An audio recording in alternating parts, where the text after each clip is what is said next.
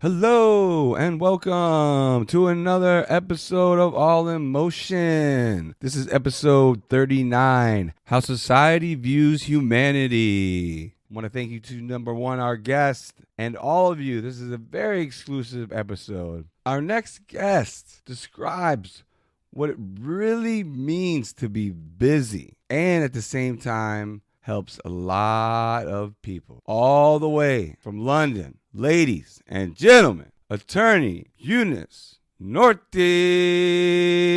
Hey, welcome everybody. This is Jake from All Emotion. Very exclusive interview. Someone across the pond coming from Britain. Before we get Scar City, you there, sir? Yes, sir. This is Scarcity from All Emotion, and thank you for joining.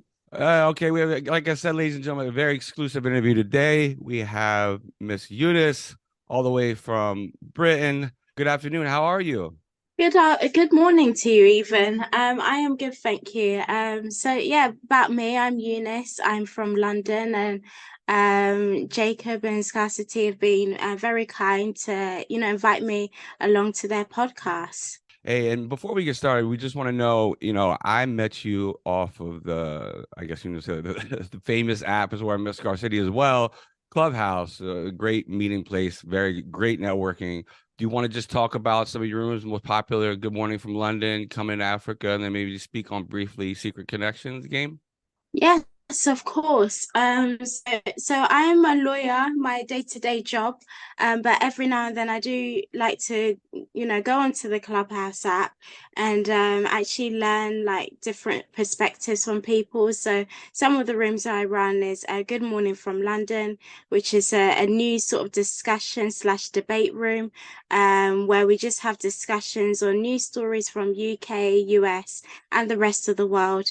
And then other rooms I do is Coming to Africa, where we speak on the African culture, language, education, and we just speak on the differences and definitely speak on what Africa has to offer as a continent. And it's a great learning experience to learn as well from, people from different as well African countries and other backgrounds.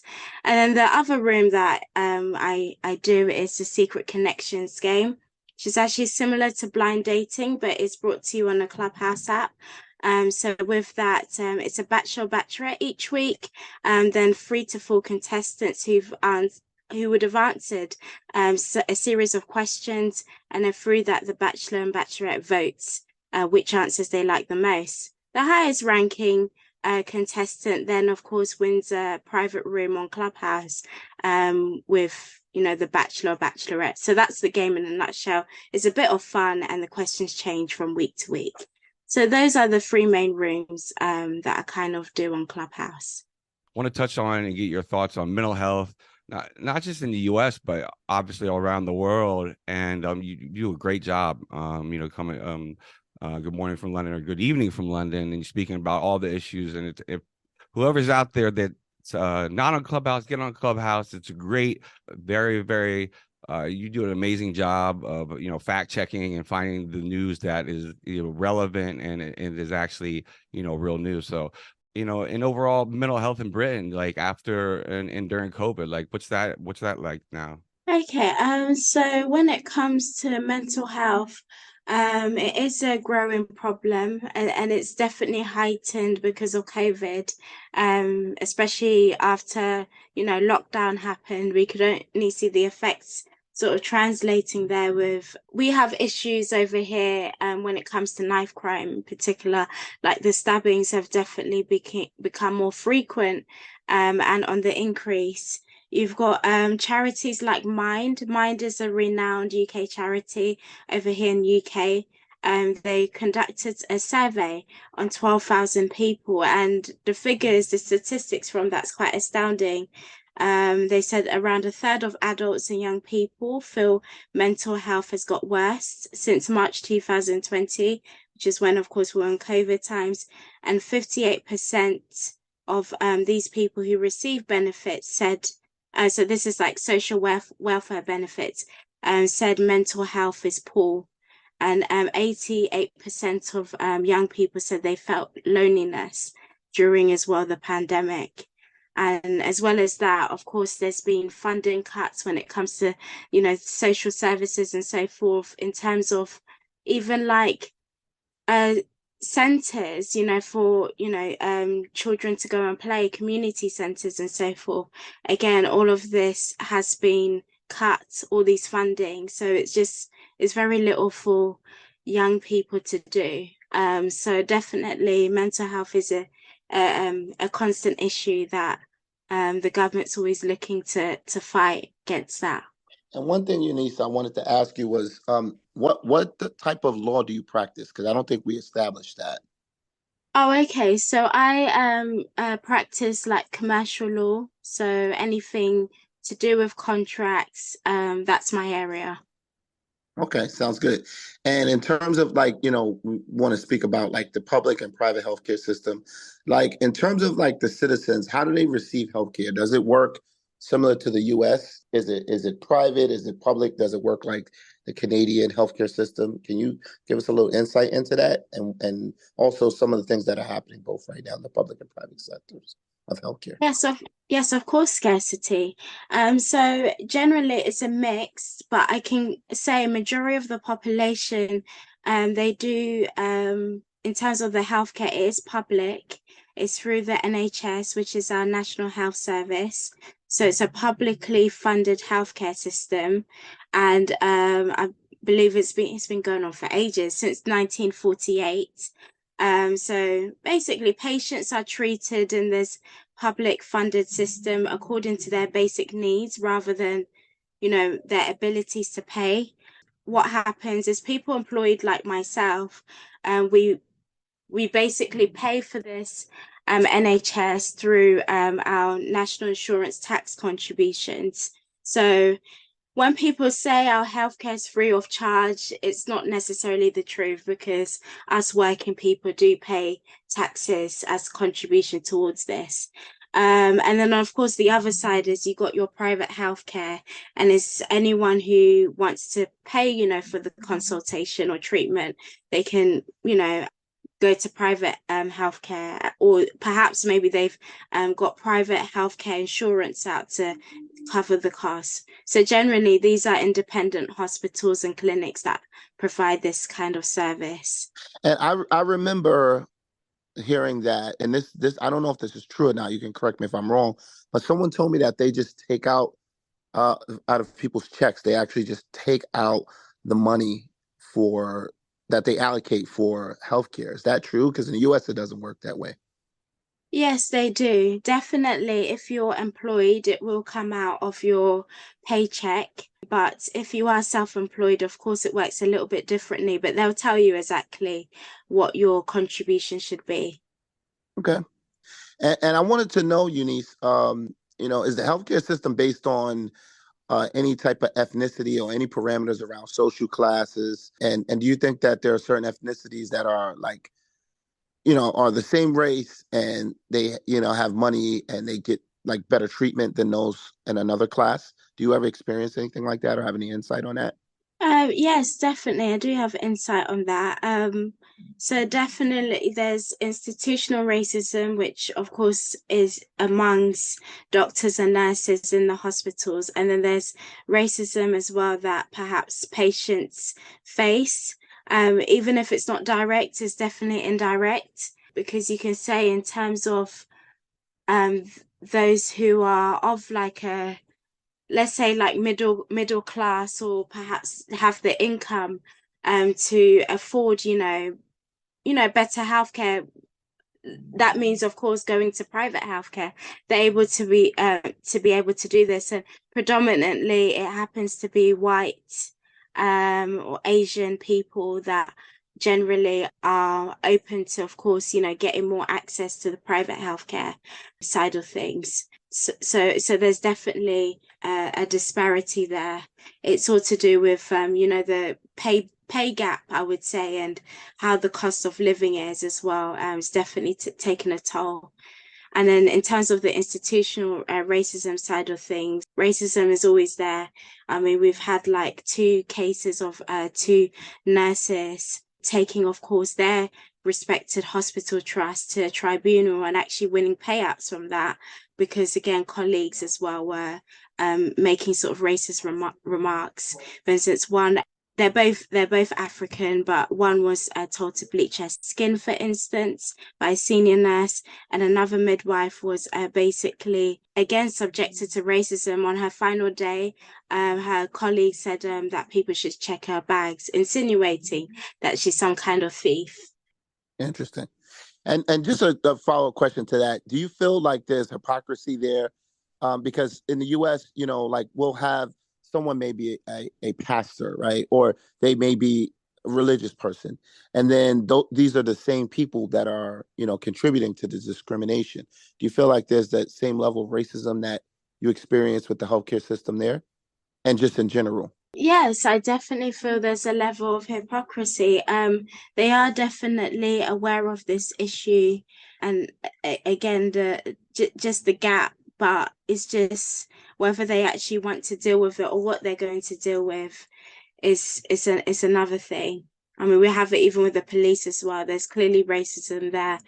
They won't say it, but you know by your treatment.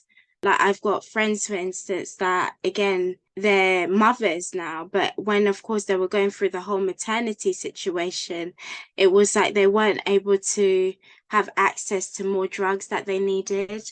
They said, oh, well, they consider, of course, they can withstand the pain like more, so they don't need any more drugs, but clearly of course they did. But yeah, there's always this constant battle. I always say they won't say it to your face directly, but indirectly you will see the differences in treatment. Eunice, it's Jake again. I don't want to circle back around, but no, definitely want to touch on the passion and the time that more about like your upbringing and what made you want to get into the law, and then really just have a passion for, like, you know, you volunteer a lot of your time especially on Clubhouse, but what was your upbringing like, and what your story would you say really brought you to this place of really wanting to give back so much? Okay, so my upbringing, of course, I was brought up in a two-parent household. I would say, of course, we're definitely sort of working class. I always had to prove myself definitely to get to where I want to be, to become a lawyer. It's incredibly challenging, but as well through my life experiences with family issues, that's where my passion sort of evolved into sort of actually doing a career in law and actually feeling, of course, I can make a difference as well by helping people as well, like interpret the law and like help them with, again, you know, like their legal issues, because there's a degree of problem solving. So yeah, as an ordinary background I come from, I went to publicly funded schools. My parents weren't claiming any social welfare benefits. They were just part of the working class, but they definitely instilled in me the value of education and how important it is. And that's, of course, where I am today. I think just through hard work and perseverance and just sort of wanting to give back as well. Wanted to use my skills, my personality, that sort of thing to give back to people. So I hope that's answered your question. Yo, no, that was great. No, it's awesome. We just want to just dig a little bit deep and definitely find out a little bit more about you. And I wanted to, you growing up in Britain compared to the States, like, you know, you speak to a lot of people. What differences do you think that you see your upbringing compared to, if you could compare and contrast people from more Western culture, like, you know, Canada, the States, things like that? Okay, so definitely my upbringing, of course, is definitely sort of different. Of course, my parents are migrants to the UK, I'm born actually in London, but again, they brought some of their values, some of the culture, the African culture over here. And of course, just instilled into me like the value of education, and again, also being aware as well in UK that, of course, racism exists, not to, of course, you know, be so easily enticed by the money and just look for job security, a place, of course, where you're secure. And just be aware, of course, that you may not always be liked. because of your race. I mean, they won't exactly tell you. I mean, like recently in a newspaper, there's this gentleman who got discriminated against. He wanted a job at the Ritz Hotel, but he was discriminated against for his afro. And again, they didn't tell him this, but they tried to cover this by saying, oh, it was in their policy. Then, of course, when challenged, they said, well, it's an outdated policy. One would say it perhaps is rubbish, but it's just being aware of the issues in society. I hope that answers your question. But please, if I'm not making any sense, do tell me. No, It's been a long absolutely. day for me. Makes sense. Make perfect sense. I have a question for you. This is unrelated to what we just discussed, but I have a question for you in terms of the whole thing about race. And we see a lot of race issues here in the US. We see it in the UK. We see it in all parts of Africa, the continent Africa. What is your view on Pan-Africanism? I'm definitely for Pan-Africanism. I definitely feel like as a continent, there's so much potential, and like if we only like put our differences aside and work together, we can definitely be a force, to reckon with. As well, it's rich in resources, culture. People generally are hospitable. There's loads of African countries, of course, yes. There's always going to be xenophobia here and there, but generally, majority of the people are welcoming, wherever you come from in the world. And what do you think, from based on your experience and working in legal, what do you think is the answer to solve the racism in the world today? I feel that's a very good question. It's definitely a complex issue, and it's not going to change overnight. But I do believe we definitely need to, instill in children, because they're definitely the future, from early on in the curriculum and education, sort of being aware of these issues that is faced in society. And it's very hard, of course, to change the mindset of the older generation, but definitely the younger generation is sort of the way forward, like for us to have lessons, for again parents as well to make their children aware as well of the issues that perhaps could go towards, helping, of course, people understand what is the history, like when it comes to slavery and Black history, like what exactly is the history and how can we move on from there and, work together, because we all have our own skill sets and we definitely can benefit, from, actually, working together. I mean, UK, for example, from the curriculum, they've banned, of course, teaching of Black history and Black History Month. And we don't even know much as well when it comes to US history as well, when it comes to these things, which is actually a shame, because it's right. Of course, we learn about other things like the LGBTQ plus rights and so forth. But I do feel like learning about Black history is important in schools. That's my view anyway. That's great, Eunice. Hey, and I wanted to just circle again back around to the last thing about with healthcare, your thoughts and feelings about other countries in Europe. That I wanted to just know your thoughts on how you feel about other countries and citizens moving to Britain to take advantage of the healthcare there. Thanks for the question, Jacob. So I don't really mind people coming to the UK for healthcare, because perhaps they're coming from a country where they experience poor healthcare. And of course, I like to think that UK is one of the world leaders when it comes to healthcare, medicines, and medical research. So, and they're home to, of course, some of the best hospitals in the world. So I understand people's viewpoint if they want to come here. Of course, since Brexit, UK leaving the EU, of course, they've definitely tightened up on people coming over here for treatment, because one thing that was realized was that people would come here, have a treatment, for instance, maybe have their triplets or quadruplets, whatever it is, and then they'll leave the country, and then of course then we're lumped in the UK as UK citizens to pick up that bill. So they've definitely become increasingly tight on making tourists pay a surcharge for if they are to have healthcare. But of course, if it's an emergency, they will treat them. But of course, they'll just make sure, of course, there's a way of putting money, funding back into the system as well, because we're very short on resources. But yeah, I'm definitely for it. I mean, some of those that also want to come here, perhaps maybe they want to work too and actually contribute into the economy. Just so long as it doesn't put a strain on, the public's purse. I'm okay with it. Great. So want to finish up here, and I want to have this lovely opportunity with you about relationships, and being you do the secret connections game. Your thoughts overall in general on dating. There's a couple part questions. So dating scene in the States, what you think, and just in general around the world. And I put a link there actually just to give some context and some relevance about divorce rates.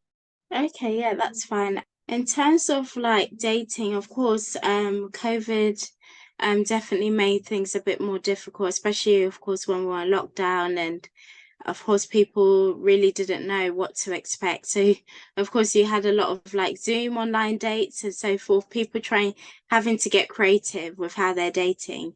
And others just felt it's just too much to deal with, so just kept themselves away. And I definitely do feel there's been an impact on it. I think some stats is in 2020, 42% of people actually went for a divorce.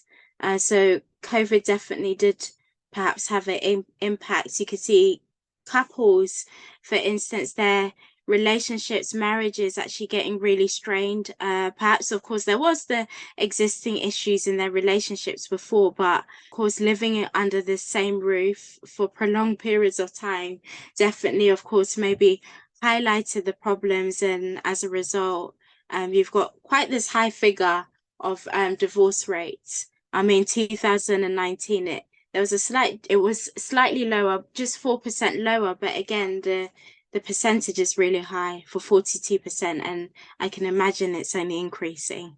There's a lot of cohabitees now sort of living with each other, and the law in the UK affords cohabitees a bit more rights.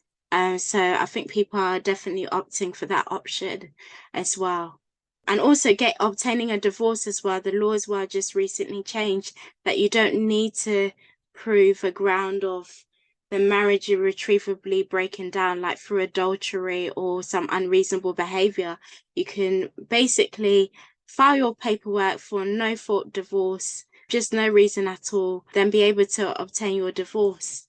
And so people say, of course, this process definitely will speed up the process for those who perhaps want to get a divorce. So I actually have another question for you. In terms of man and woman relationships today, do you believe that chivalry is dead? Meaning, yeah, I no, I don't was gonna. believe. No, you don't Yeah, believe it's dead. You don't no, believe it's I dead. don't believe it's dead. It just really depends, again, what you're looking for in the dating scene, your vetting process. It might be rare, but I believe there are people out there that will do it. And I believe, of course, people as well do chivalry for the right person they feel, of course, connected to. You won't Right. even have to ask them, they'll just do it. That's my view. There a lot of people, there's a lot of infidelity in the world today. And a lot of people feel like the answer to solving that infidelity is new concepts, new age concepts like polyamory. Do you have any thoughts on that? Well, definitely for me personally, I'm not really for polyamory.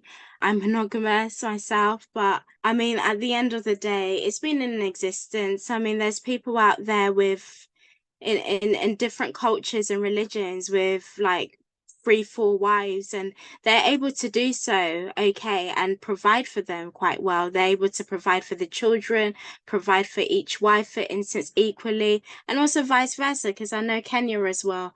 That there's some women out there that happen to have multiple husbands. I say it depends, of course, whatever works for people, that's fine. But all I say is that people should just be genuine in the world, be honest, have that communication, discussion, and then no one will get hurt. And hopefully this infidelity won't happen. A lot of the time it's a breakdown in communication. that is a root of this, the root cause of this. Absolutely. I appreciate that answer. Thank you. You know, the gun violence in the States, 'cause I know you definitely passionate about it, and definitely, you know, what are your thoughts on, you know, just in general around the world, but you know, how do we come together? You know what I mean? It's like almost like we're killing each other off.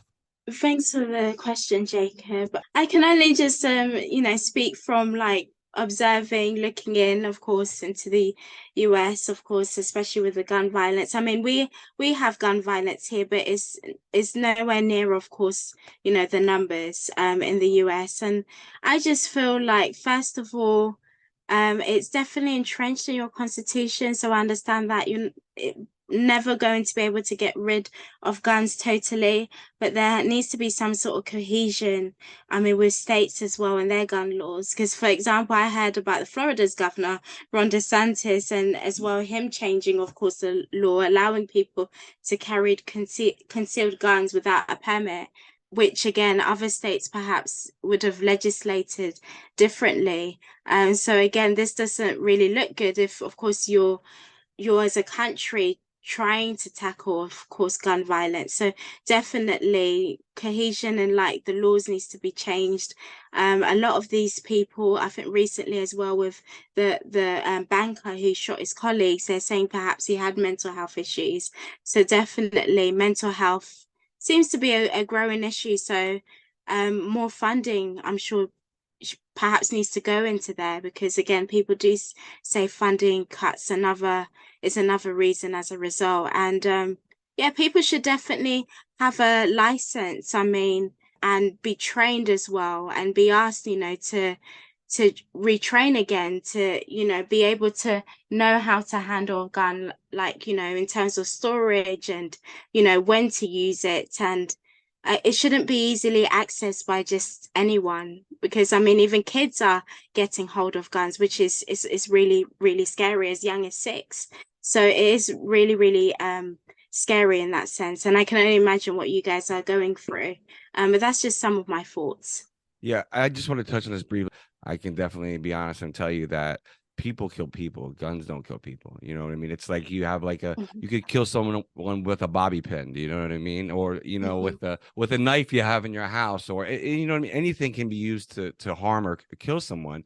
So but when people say, "Oh, the guns are bad," I mean, this is a tool. You know what I mean? It's a machine, right? And so, to your point, like in the military, if you don't have proper training to operate and, obviously manage that weapon, then, people are going to unfortunately, people are going to get hurt, even killed.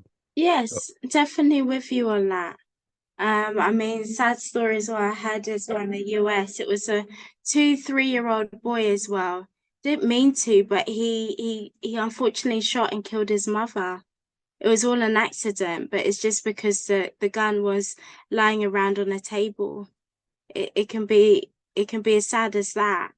Like, again, family killing each other, to be honest, which is really sad. So you're really right about it, that it's people who are to blame the end of the day, and responsible for it. So definitely tougher like licensing laws and training should be given when it comes to these things. I appreciate it. We'll wrap it up. Before Scar City has any last words, is there anything else that we didn't touch on before we close out here, in terms of anything you want to just in last words, or anything you want to comment on before we close out here shortly? Yeah, I just want to perhaps see what's your view as well when it comes to healthcare out there. Because I was reading as well, of course, you've got the, Roe v. Wade, the decision, of course, definitely having an impact in terms of when it comes to abortions. But also I heard as well that there's a lot of like maternity units in general, and hospitals perhaps closing some of their emergency units across the US. I just wondered, what's your view on healthcare out there? I'm always intrigued to learn. I'll go, and I'll just turn it over to Cigar City. He has, I mean, it's healthcare. We have, I interviewed a doctor. She's from Nigeria, a good friend of mine back. She's from Nigeria, and she was just sharing how, it's interesting that a lot of, and I'm sure you know this as well, she had a good friend that she did a in one interview, she had a podcast. She has a podcast about her friend coming over from India. You know, her family helping to pay for her to come from India to do residency, and it's crazy expensive, and it just shows you, like, you know, it's amazing how all these people want to come practice medicine in America, and the journey they have to take. I don't think people really understand that. I know that's not really the question you asked, but that aspect is a great interview because she shares about, you know, people wanting to come. We have some of the best hospitals in the world here. And but to answer your question, yeah, the healthcare and pharmaceutical companies and the costs, and it's unfortunate. I don't know, Scar City, you want to shed light or speak on that at all? Yeah, I mean, I worked in the healthcare system. I would say there's close to 10% of Americans do not have health care. And, you know, the folks that actually do have health care, there's probably about 40% of those people that have bad or limited health care. It's, you know, again, going back to class, depending on what social bracket you're in and what financial bracket you're in, it's very bad because it costs a lot of money, even when you do have health care, right? And a lot of times, you know, I know someone that was actually involved in a few accidents, and you know, he could not get health care after a certain period, and he was working at the job, but I guess there's a max on, you know, what you can receive. So it's pretty bad. It's pretty bad, and I feel really bad for children who have parents that are they're not eligible. The middle class suffers here the most. So parents that are not eligible for public health care, which would be welfare here in the US, because they make a certain amount of money. They make too much money to receive that, but their bills are crushing them. So they're not able to pay the deductibles and the copays that come along with healthcare. So my view on it is it's a major issue that is very political. And it's something that, you know, it seems like every president attempts to tackle it. None of them have actually succeeded yet. So it's very critical here. It's one of the main topics that we have, along with gun violence and mental health. Those are some of the main pressing issues right now in the U.S. So hope that answers your question, Eunice. Yes, it does, certainly. It's always very interesting to know, of course, because you guys are on the ground out there, and so it's always interesting to see, of course, you know, your perspectives out there, what's going on. So thanks. So, Absolutely. what advice would you give to people out there on how to daily, weekly, how to manage their time best so they can get everything accomplished? Because I mean, I feel like I made a joke with you, like you're running like 3 or 4 rooms on Clubhouse, and you're working, and then you're driving, and you're eating at the same time. So I'm just curious on what advice you would give people on how to better manage their time so they can you know, meet their goals and be happier and live a better life. Thanks for the question. For me, it's well, I have a diary. I do have like loads of meetings and so forth during the day, so it's just about, you know, looking at my calendar, looking at my diary, finding as well, you know, the right time as well, the balance as well, to again have those relaxing breaks as well. I'm on Clubhouse quite often, but sometimes I'm just there merely to support as well, friends' rooms, because of again different time difference as well with some of my US friends. But I just feel having a diary, just scheduling your time, apportioning things, how much time you're going to spend on each thing, having a to-do list. I definitely have a to-do list, otherwise I'll never remember everything that I'm supposed to do. So those are my little things that I kind of do to stay on top of things, or try to at least. Oh, that's great. And before we close out here, anything else, Eunice, before turn over Scar City, before you, any last words? No, nothing from me. I'm grateful for, of course, the opportunity for you both having me on here with you. It's definitely been interesting. Yep. And as we transition out here, to appreciate your time. Thank you for joining us. When you give your part of the outro, if you can, you know, make sure that you tell us where, you know, to find you, and if you can mention those rooms again, because I myself would like to join on Clubhouse, as well as putting it out there to all of our fans, listeners, and followers. Okay, thanks for that, Scarcity. So So about my rooms on Clubhouse, generally under the Insight House is your Good Morning from London. So that's the newsroom where we speak on the news stories across the world. And so is the Coming to Africa room, which tends to be on Sundays. Those you're going to find that under the Insight Club. And sorry, just going back as well, the Good Morning from London rooms are Mondays, Wednesdays, and Fridays. And I've scheduled them, so should see, of course, the timings of that up there. They generally don't change in timing. It's always the same time. So that's those rooms. And then the Secret Connections room is under the Secret Connections house. And that tends to be at your time, Saturday, around from 6 p.m. EST. 11 p.m. GMT, my time. So again, it's just a bit of fun. We play games. We talk on relationship topics as well, sort of leading up to the game itself. And then, of course, in the game itself, there's the chance for audience to also participate with the questions as well.